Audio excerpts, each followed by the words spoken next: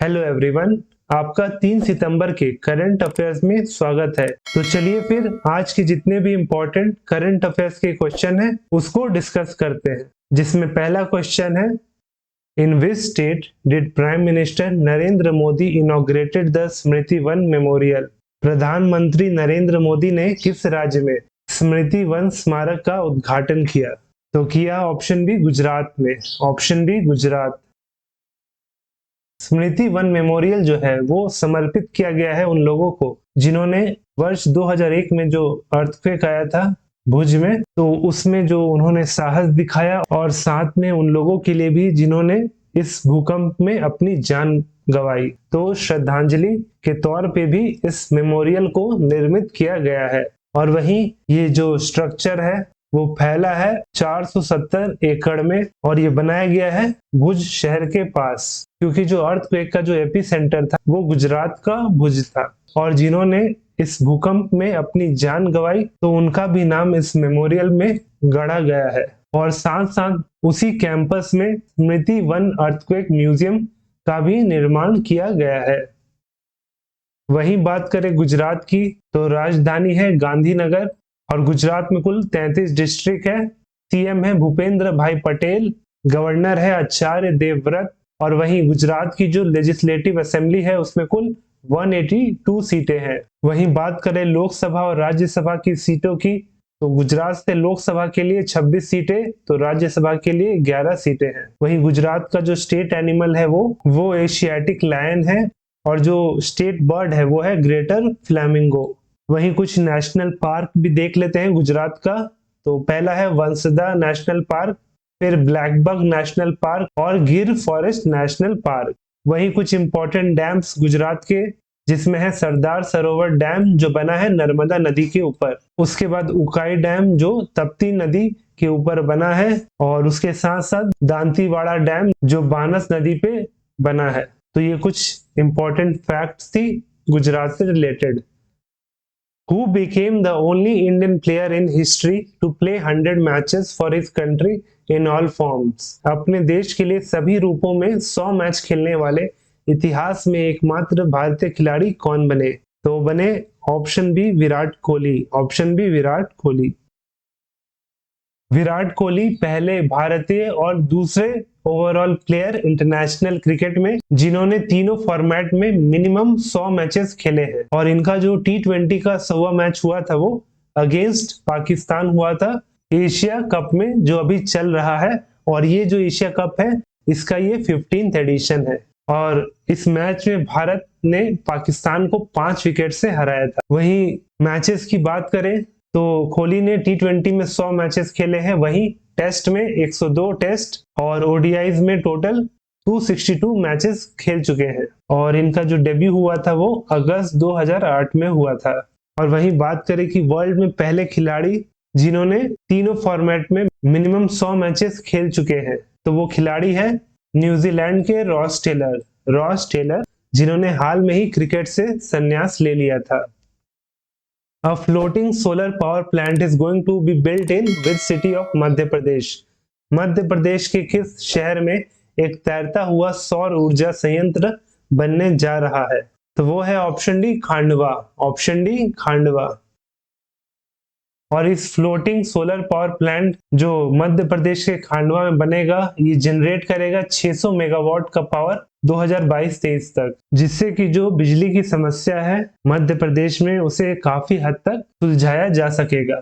और वहीं जो इस सोलर प्लांट की कुल लागत है वो 3000 करोड़ रुपए है। और वहीं जो इस खांडवा का फ्लोटिंग सोलर पावर प्लांट बनाया जाएगा वो ओमकारेश्वर डैम के पास बनाया जाएगा। और ये मध्य प्रदेश का इकलौता जिला है जहाँ पे सोलर, हाइडल और थर्मल तीनों पावर प्लांट मौजूद है।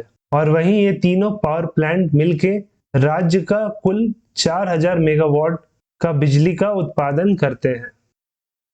वहीं बात करें मध्य प्रदेश की, तो राजधानी या कैपिटल भोपाल है। वहीं जिला की संख्या 52 है। सीएम है शिवराज सिंह चौहान, और गवर्नर है मंगू भाई पटेल। और मध्य प्रदेश की जो लेजिस्लेटिव असेंबली है उसमें कुल 230 सीटें हैं।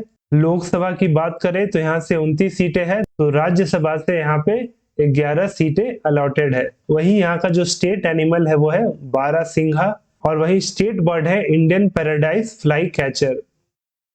Which Indian company has entered the Fortune Global 500 list for the first time? किस भारतीय कंपनी ने पहली बार फॉर्च्यून ग्लोबल 500 सूची में प्रवेश किया है? तो वो है option A LIC, option A life insurance corporation of India. LIC जो है वो फॉर्च्यून ग्लोबल 500 की सूची में पहली बार एंटर किया है, और इस 500 की लिस्ट में भारत से कुल 9 कंपनियां हैं, और उस 9 कंपनी में भी LIC ने टॉप किया है। वहीं बात करें LIC की, तो ये फॉर्म हुआ था 1 सितंबर 1956 को। वहीं इसके चेयरपर्सन है MR कुमार, और हेडक्वार्टर है मुंबई। वहीं देखते हैं इस फॉर्च्यून ग्लोबल 500 लिस्ट की सूची में कि जो 9 भारतीय कंपनी है वो कौन कौन सी है।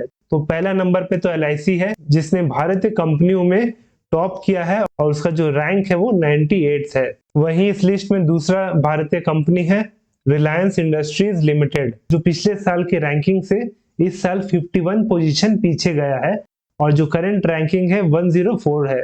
वहीं तीसरा कंपनी इंडियन ऑयल कॉर्पोरेशन, चौथा है oil and natural gas corporation ONGC, फिर पांचवा है स्टेट बैंक ऑफ इंडिया। तो आपसे पूछ सकता है कि फॉर्च्यून ग्लोबल लिस्ट में कौन सा बैंक भारत से इस सूची में शामिल है, तो वो SBI शामिल है। वहीं उसके बाद है भारत पेट्रोलियम, फिर सातवां भारतीय कंपनी टाटा मोटर्स, फिर टाटा स्टील, और आखिरी में Rajesh exports. Where was the International Conference on Indian Minerals and Metal Industry held? भारतीय खनिज और धातु उद्योग पर अंतर्राष्ट्रीय सम्मेलन कहाँ आयोजित किया गया था? ऑप्शन सी नई दिल्ली में, ऑप्शन सी नई दिल्ली।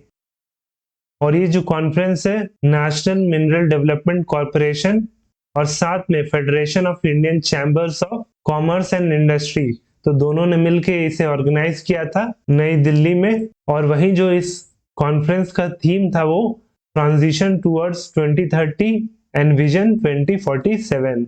और जो मिनिस्टर्स इस कॉन्फ्रेंस को अटेंड किए थे वो थे प्रहलाद जोशी जी, जो कि है union minister of parliamentary affairs and coal and mines. उसके साथ ज्योतिरादित्य सिंधिया जी, जो है union minister of civil aviation and steel. उसके साथ फगन सिंह कुलास्ते, जो है union minister of state for steel and rural development. तो ये जो कैबिनेट मिनिस्टर्स हैं इन्होंने अटेंड किया था इस कॉन्फ्रेंस को। Which oil and gas refining company commenced its first cow dung based compressed biogas project? किस तेल और गैस शोधन कंपनी ने अपनी पहली गोबर आधारित संपीड़ित बायोगैस परियोजना शुरू की? तो इस प्रोजेक्ट को शुरू किया option C Hindustan petroleum corporation limited, यानी HPCL। जैसे भारत ग्रीन एनर्जी की तरफ आगे बढ़ रहा है, तो उसी की राह पे HPCL ने अपना पहला cow dung compressed biogas project launch किया है राजस्थान के संचोर में, जिसके तहत रोजाना 100 टन काउडंग से बायोगैस प्रोड्यूस किया जा रहा है, ताकि उसका इस्तेमाल ऑटोमेटिव फ्यूल में किया जा सके। वहीं जो ये प्रोजेक्ट है इसे डेवलप किया गया था अंडर गोबरधन स्कीम, जिसे भारत सरकार ने अप्रैल 2018 में लॉन्च किया था एज अ पार्ट ऑफ स्वच्छ भारत मिशन ग्रामीण। और वहीं जो बायोगैस होता है इसका जो मेजर कॉन्स्टिट्यूएंट होता है वो मीथेन होता है, जो कि बायोगैस में 55 से 70% होता है।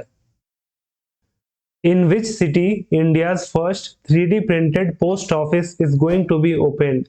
भारत का पहला 3D प्रिंटेड डाकघर किस शहर में खुलने जा रहा है? तो वो खुलेगा ऑप्शन सी बेंगलुरु में, ऑप्शन सी बेंगलुरु। पहला 3D printed post office Bengaluru में खुलेगा, और बेंगलुरु में कहां? तो इसे कंस्ट्रक्ट किया जाएगा बेंगलुरु के हलासुरु में, और इसे कंस्ट्रक्ट कर रहा है लार्सन एंड टर्बो लिमिटेड यानी LNT। और वहीं इस 3D प्रिंटिंग कंस्ट्रक्शन टेक्नोलॉजी से जो खर्चा लगता था एक घर बनाने का, उसका सिर्फ 1/4 ही खर्चा इस टेक्नोलॉजी के थ्रू लगेगा, यानी कि इससे काफी पैसा बचेगा, और साथ में इस टेक्नोलॉजी की मदद से कंस्ट्रक्शन भी जल्दी पूरा हो जाएगा। The Anang Tal lake belong to which dynasty? Anang Tal झील किस राजवंश से संबंधित थी? तो ये जो क्वेश्चन है वो आपके लिए है। आप हमें इसका सही आंसर नीचे कमेंट सेक्शन में लिख के बताएं। और वहीं हमारा ये डेली करंट अफेयर का जो लेक्चर का पीडीएफ है आपको हमारे टेलीग्राम चैनल प्रेप नेशन पे मिल जाएगा, जिसका लिंक नीचे डिस्क्रिप्शन में दिया गया है। आप वहां जाके उसे डाउनलोड कर ले। और अगर वीडियो अच्छा लगा हो तो वीडियो को लाइक करें और हमारे चैनल को सब्सक्राइब करें।